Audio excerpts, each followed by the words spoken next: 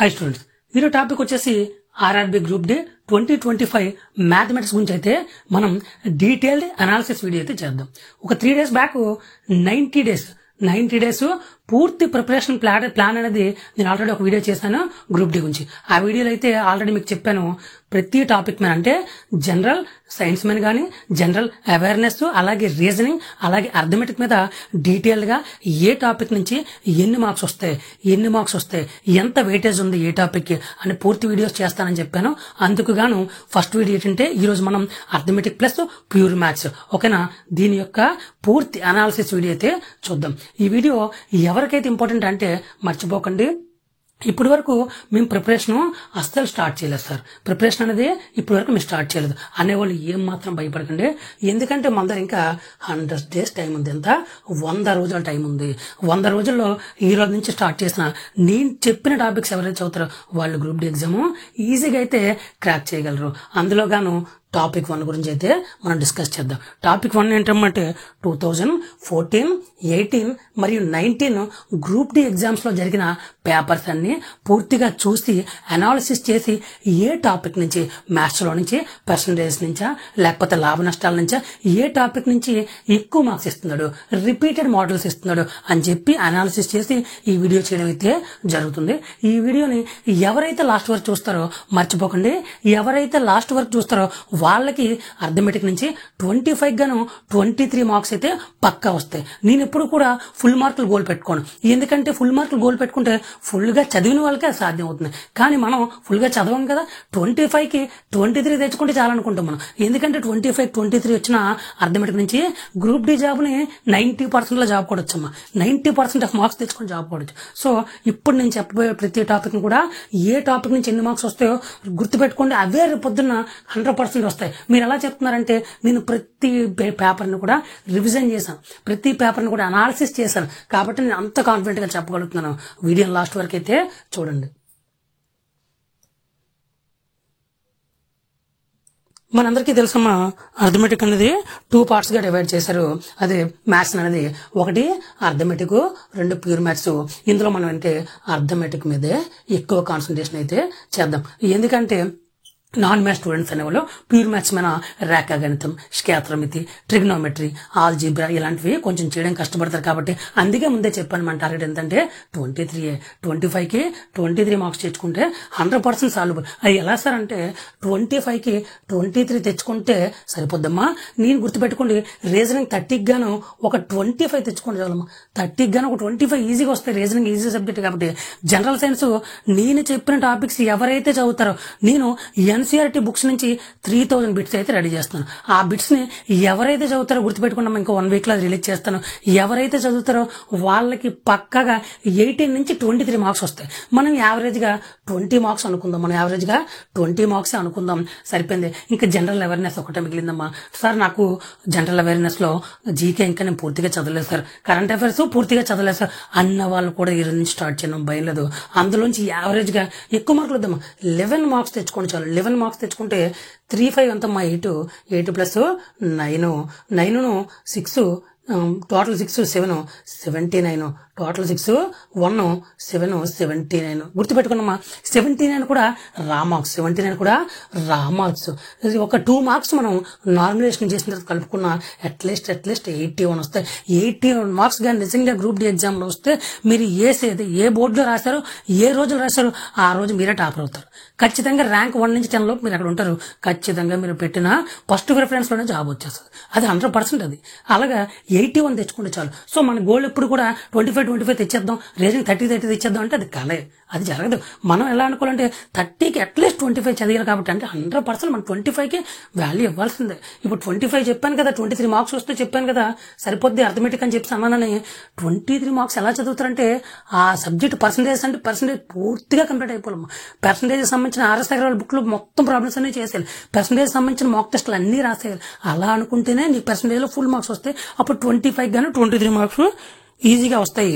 నేను దాన్ని బట్టి చెప్తున్నాను. ఫస్ట్ వన్ వచ్చి కీ ఆఫ్ సక్సెస్.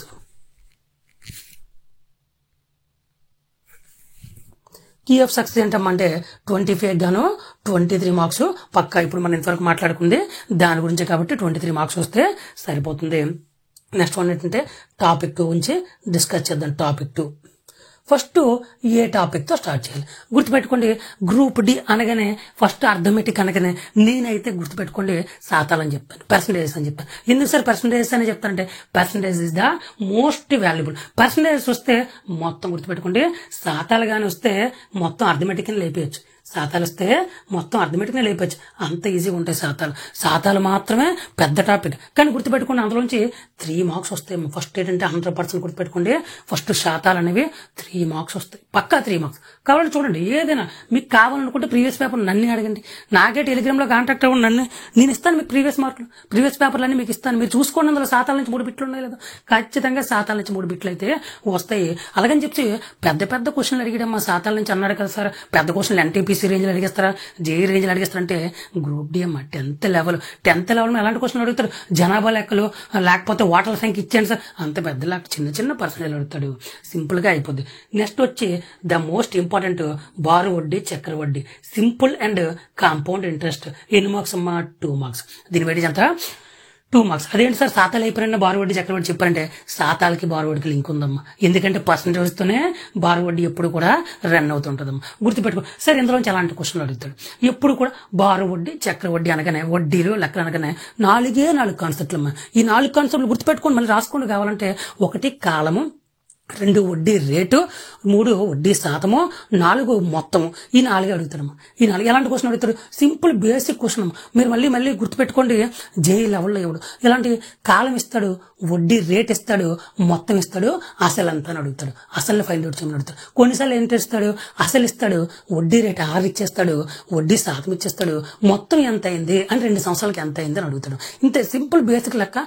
దీనికోసం పెద్ద పెద్ద భిన్నాల లెక్కలు, ఇప్పుడు ఎన్టీపీసీలో అడుగుతాడు భిన్నాల లెక్కలు, 3/2% వాల్యూ అయితే అంత పెద్ద అయితే మీకు అడగడు, సింపుల్ బేసిక్ లెక్కలు అడుగుతాడు. నేను పక్కన డిస్ప్లే ఆల్రెడీ చేస్తున్నాను కదా, ఆ సంబల్ మీకు చూడండి, మీకే కొంచెం క్లారిటీ అయితే వస్తుంది. నెక్స్ట్ టాపిక్ అయితే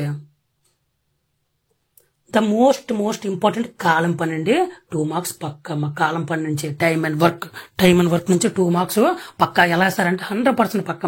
గుర్తుపెట్టుకోండి, ఇందులోనే సబ్ టాపిక్స్ ఉన్నాయమ్మా. గొలుసు సూత్రము, చైన్ రూల్, అలాగే గొట్టాలు మరియు తొట్టెలు, పైప్స్ అండ్ సిస్టమ్స్. ఎలా అడుగుతాడో చెప్తాను చూడండి. కాలం పని నుంచి ఎప్పుడు ఒక క్వశ్చన్ పక్కమ్మ, కాలం పని నుంచి ఎప్పుడు ఒక క్వశ్చన్ పక్క. అప్పుడు అడిగిన తర్వాత ఏదైనా గొలుసు సూత్రం నుంచి కానీ ఏదైనా పైప్స్ అండ్ సిస్టమ్స్ నుంచి కానీ ఈ విధంగా అడుగుతాడమ్మా. అంటే 2 మార్క్స్ పక్క. అది ఎలాగా, కాలం పని ఎప్పుడు పక్కే కాలం పని. అలాగే దాంట్లో అయితే గొలుసు సూత్రం నుంచి అడుగుతాడు, లేదా గొట్టాల తొట్టల నుంచి అడుగుతాడు. కాలం పని నుంచి అడిగితే ఎలాంటి క్వశ్చన్స్ అడుగుతాడు గుర్తుపెట్టుకోండి. మళ్ళీ పెద్ద క్వశ్చన్ అడుగు, చాలా సింపుల్ క్వశ్చన్. ఏ అనే ఒక వ్యక్తి, బి అనే వ్యక్తి పని స్టార్ట్ చేశారు. వీళ్ళిద్దరూ స్టార్ట్ చేసిన తర్వాత వీళ్ళతో సి అనే వ్యక్తి వచ్చి జాయిన్ అయ్యాడు. ఈ పూర్తి పని కంప్లీట్ అవ్వడానికి ఎన్ని రోజులు సమయం పడుతుంది? లేదా ఇంకోలా అడుగుతాడు, ఏ అనే వ్యక్తి 10 రోజులు చేసి ఒక పనిని ఆపివేశాడు. 10 రోజుల తర్వాత బి అనే వ్యక్తి వచ్చి పనిని ప్రారంభించాడు. అయినా పని పూర్తి అవ్వడానికి పట్టిన కాలం ఎంత? ఇంకా ఇంత బేసిక్ లెక్కలు తప్ప కష్టమైన క్వశ్చన్లు అయితే అడగడు. నెక్స్ట్ గొలుసు సూత్రం నుంచి ఎలా అడుగుతాడు సార్ అంటే, గొలుసు సూత్రం నుంచి చాలా సింపుల్ అమ్మ. ఎప్పుడు ఒకటే కాన్సెప్ట్ క్వశ్చన్. 7 మంది పురుషులు, 8 మంది మహిళలు ఒక 7 రోజుల్లో ఒక 7 మీటర్ల గోడను కన్స్ట్రక్ట్ చేస్తే, ఇప్పుడు పక్కన సేమ్ ఈజీకోల్డ్ ఇచ్చి ఏం క్వశ్చన్ సేమ్ మళ్ళీ 8 మంది పురుషులు, 8 మంది స్త్రీలు 7 మీటర్ల గోడను కట్టడానికి ఎన్ని రోజుల సమయం పడుతుంది? ఇదే గొలుసు సూత్రం, ఇదే చైన్ రూల్ సిస్టమ్ అని అడుగుతాడు. గొట్టాల తొట్లు కూడా సేమ్ క్వశ్చన్. గొట్టాల తొట్లు కూడా కాలం పనికి ఈక్వల్ గా ఉంటుంది. ఏ అనే ఒక పైప్ ని తెరిచారు ట్యాంక్ నిండడానికి, అలాగే బి అనే పైప్ ను కూడా తెరిచారు ట్యాంక్ నిండడానికి, సి అనే పైపు ట్యాంక్ ని ఖాళీ చేస్తుందని చెప్పాడు, సి అనే ట్యాంక్ ని ఖాళీ చేస్తుందని చెప్పాడు. అప్పుడు ఈ ట్యాంక్ నిండడానికి పూర్తిగా ఎంత సమయం పడుతుంది అని అడుగుతాడు. అయిపోయింది పైప్స్ అండ్ సిస్టర్స్. ఇంతకు మించి depth question pipes and sisters లో లేదు కూడా, మిమ్మల్ని అడగడానికి కూడా ఇబ్బంది పడింది. సో గుర్తుపెట్టుకోండి, కాలం పనిని ఎప్పుడు కూడా నెగ్లెక్ట్ చేయకండి. ఇందులోంచి 2 మార్క్స్ అయితే పక్కా. నెక్స్ట్ వన్ లాభ నష్టాలు. నెక్స్ట్ వన్ టాపిక్ వచ్చి లాభ నష్టాల గురించి మాట్లాడదాం. ప్రాఫిట్ అండ్ లాసెస్ అమ్మా. ప్రాఫిట్ అండ్ లాస్ లో చాలా ఇంపార్టెంట్ టాపిక్ లాభ నష్టాలు. ఇందులోంచి గుర్తుపెట్టుకోండి, ఎప్పుడు కూడా మనకి చిన్న ప్రాబ్లం ఓకేనా. లాభ శాతం అనగా లాభము బై కొన్న వెల ఇంటూ 100. నెక్స్ట్ నష్ట శాతం అంటే నష్టము బై కొన్న వెల ఇంటూ 100. అయిపోయింది.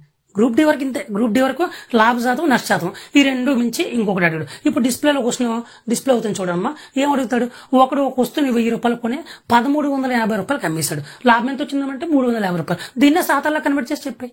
అయిపోయింది కదా. దీన్నే శాతాల్లో కన్వర్ట్ చేసి చెప్పేస్తే లాభ నష్టాలు అయిపోయినట్టు, ప్రాఫిట్ అండ్ లాసెస్ కంప్లీట్ అయిపోయినాయి. ఇందులోంచి అయితే 2 మార్క్స్ అయితే పక్కా వస్తాయి. ఇందులోంచి 2 మార్క్స్ పక్కా వస్తాయి.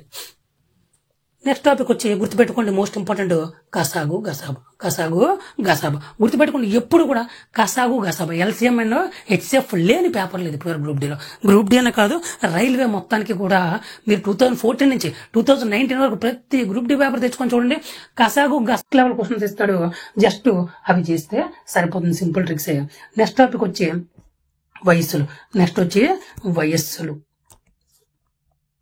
వయస్సులు. ఇందులోంచి అయితే 1 మార్క్ పక్కమ్మ. అలాగే భాగస్వామ్యాల నుంచి కూడా 1 మార్క్ పక్క. ఈ రెండు కలిపి కంబైన్ గా ఒకేసారి కంప్లీట్ చేయండి. ఒక 2 days పెట్టుకోండి టార్గెట్.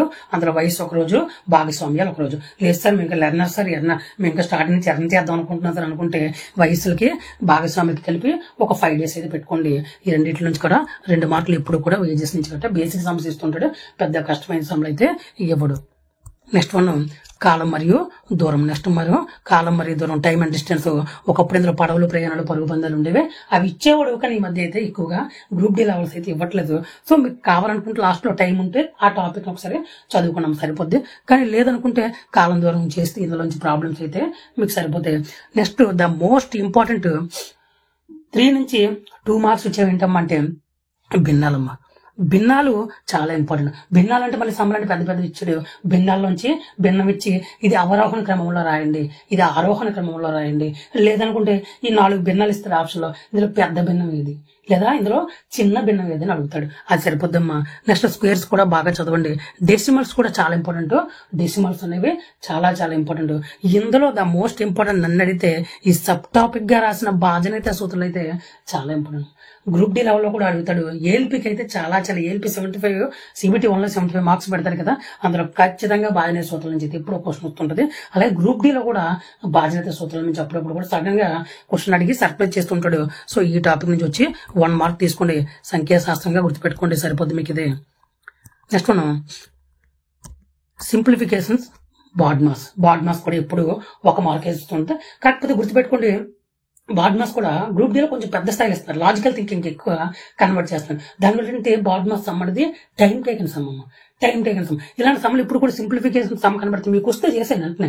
ఒకవేళ రాలేదు, కొంచెం డౌట్ గా ఉంది అనిపించింది అనుకో, అది టైం కిల్లింగ్. ఖచ్చితంగా టైం కిల్లింగ్ చేస్తారు. ఇక్కడ 1 నుంచి 2 నిమిషాలు కంప్లీట్ అయిపోద్ది ఈ సమ్ చేయనప్పటికి. బాడ్మాస్ చూస్తే ఇంత చిన్న సమ్మే ఉంటుంది, కానీ ప్లస్లు మైనస్లు ఇంటూలు మనం చేసేవాడికి కొంచెం కన్ఫ్యూజ్ అయ్యి 2 minutes టైం అయితే ఇక్కడ కిల్ అయిపోద్ది. అందుకే నేను ఇచ్చే సలహా ఏంటంటే బాడ్మాస్ నుంచి మీకు ఎప్పుడైనా ప్రాబ్లం కనబడింది అనుకో, దాన్ని టిక్ మార్క్ పెట్టుకోండి. దీన్ని ఎగ్జామ్ అంతా 85 minutes లో కంప్లీట్ చేసిన తర్వాత లాస్ట్ 5 minutes లోనే సింప్లిఫికేషన్ వెంటనే టిక్ మార్క్ ఓపెన్ చేసి ఆ సమ్ అయితే పూర్తి చేయడానికి అయితే ట్రై చేయండి, సరిపోతుంది. Next the most important topic దత్తాంశ విశ్లేషణ, డేటా ఇంటర్ప్రిటేషన్. ఏమంటే దత్తాంశ విశ్లేషణ అంటే ఇందులో ఎలాంటి క్వశ్చన్స్ అడుగుతారంటే bar graphs, pie graphs, pie charts ఉంటాయి కదమ్మా. సింపుల్ క్వశ్చన్స్, ఏం పెద్ద క్వశ్చన్స్. ఒకవైపు ఒక బార్ గ్రాఫ్ ఇచ్చి ఒకవైపు ఉత్పత్తులు, ఒకవైపు కంపెనీ యొక్క పెట్టుబడులు ఇస్తాడు, లాభాలు ఇస్తాడు, నష్టాలు ఇస్తాడు. ఏమడుగుతాడు 2018, 2019 ఏదో సమీర్ ఇచ్చి ఈ ఇయర్ లో ఈ కంపెనీకి నష్టం ఎంత వచ్చింది, లేదా లాభం ఎంత వచ్చింది, లేదా ఉత్పత్తి ఎంత, పెట్టుబడి ఎంత పెట్టాడు అని చెప్పి సింపుల్ బేసిక్ క్వశ్చన్స్ అడుగుతారమ్మా. దీని గురించి అయితే మీరు కష్టపడక్కర్లేదు. నేనైతే ఒక ఇచ్చే సజెషన్ అంటే RS అగర్వాల్ బుక్ లో దీనికోసం దత్తాంశ విశ్లేషణ, డేటా ఇంటర్ప్రిటేషన్ అని చెప్పి ఒక 20-30 ప్రాబ్లమ్స్ ఉంటాయి. ఆ ప్రాబ్లమ్స్ ఎవరైతే చేస్తారో వాళ్ళకి ఈజీ అయిపోద్ది. ఇది ఏం పెద్ద కష్టం అయితే కాదు. నెక్స్ట్ వన్ నిష్పత్తి అనుపాతం. నెక్స్ట్ వన్ ఏంటంటే నిష్పత్తి అనుపాతం 1 మార్క్ అయితే వస్తుంది, పక్కా చేయండి. ఎందుకంటే అప్పుడప్పుడు నిష్పత్తి అనుపాతంలో 2 మార్క్స్ కూడా ఇస్తున్నాడు కాబట్టి. నెక్స్ట్ అయితే మనం టాపిక్ 3 గురించి అయితే డిస్కస్ చేద్దాం. ఎవరైతే నాన్ మ్యాథ్స్ స్టూడెంట్స్ ఉంటారో వాళ్ళకి ప్యూర్ మ్యాథ్స్ లో అయితే ఈ టాపిక్స్ అయితే కొంచెం కష్టం అనిపిస్తాయి. ఆ టాపిక్స్ ఏంటంటే నేను స్టార్టింగ్ లో చెప్పాను కదమ్మా, కొంచెం మీకు నచ్చకపోతే, మీకు కొంచెం కష్టం అనిపిస్తే ఈ టాపిక్స్ అయితే వదిలేండి చాలు.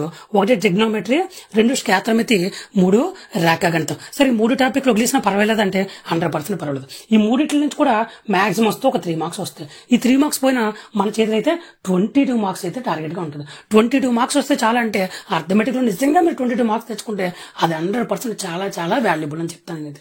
సో అందుకే ఎవరైతే లాస్ట్లో నాన్ మ్యాథ్స్ స్టూడెంట్స్ గుర్తుపెట్టుకుని, ఎవరైతే నాకు ట్రిగ్నోమెట్రీ కొంచెం కష్టం సార్, స్కాత్రమితి సార్, గోళాలు, శంకువులు ఇవన్నీ మాకు కొంచెం కష్టంగా ఉంటాయి సార్, రేఖాగణితం లైన్స్ గట్టి మాకు కష్టం సార్ అనుకునేవాళ్ళు ఈ టాపిక్లో వదిలేండి. లేదు మాకు ఆల్రెడీ టాపిక్స్ వచ్చి సార్ మేము ఈజీగా చేసేయగలం సార్ అన్న వాళ్ళైతే కాన్సన్ట్రేటెడ్గా మీరు ఏం భయపడకండి, ఈ టాపిక్స్ కూడా కంప్లీట్ చేసి మీ టార్గెట్ 24 పెట్టుకోండి, 25 గాను 24 పెట్టుకుని ఎగ్జామ్ అయితే ఈజీగా మీరైతే క్రాక్ చేయగలుగుతారు. నెక్స్ట్ ఏంటంటే నేను పూర్తిగా ఒక విషయం చెప్తాను, మర్చిపోకండి. ఎవరైతే ఈ పీడిఎఫ్ కావాలనుకుంటే వాళ్ళైతే టెలిగ్రామ్ గ్రూప్ రండి, అందులో అయితే నేను అప్లై చేస్తాను. ఫస్ట్ గుర్తుపెట్టుకోండి,